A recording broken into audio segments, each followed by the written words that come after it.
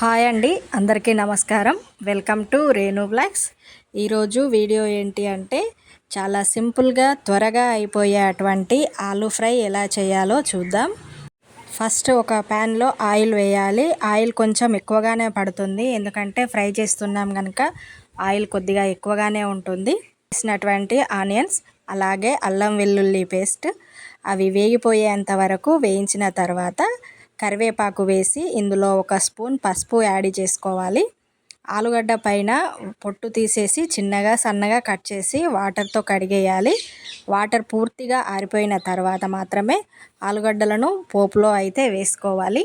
తర్వాత 1 spoon salt అయితే వేసుకోవాలి. సాల్ట్ వేసామంటే ఇందులో ఆటోమేటిక్గా వాటర్ వచ్చేస్తాయి. ఆ వాటర్ తోటే ఆలు ఉడికిపోతుంది.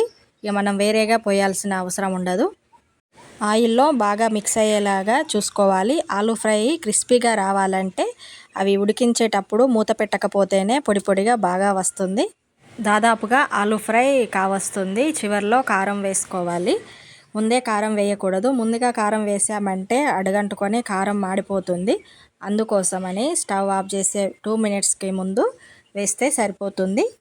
కారం వేసి కలిపేసిన తర్వాత అందులో 1 స్పూన్ ధనియాల పొడి యాడ్ చేసుకోవాలి. కారం మసాలాలు బాగా పట్టేలాగా మిక్స్ చేసుకోవాలి. కారం మాడిపోకుండా చూసుకోవాలి, అప్పుడే టేస్ట్ బాగా వస్తుంది. స్టవ్ ఫ్లేమ్ చిన్నగా పెట్టుకొని చేస్తేనే ఆలూ ఫ్రై బాగా వస్తుంది, అడుగంటుకోకుండా ఉంటుంది. ముఖ్యంగా ఆలూ ఫ్రై అయిపోయింది. చివరిలో కొత్తిమీర వేసామంటే క్రిస్పీగా ఉండేటువంటి ఆలూ ఫ్రై రెడీ అయిపోయింది. రైస్లోకి ఆలూ ఫ్రై అలాగే పచ్చిపులుసు చారు వేసుకొని తిన్నామంటే రుచి అద్భుతంగా ఉంటుంది ఈ కాంబినేషన్లో. ఈ రెసిపీ కనుక నచ్చినట్లయితే లైక్ చేసి, షేర్ చేసి, సబ్స్క్రైబ్ చేయండి.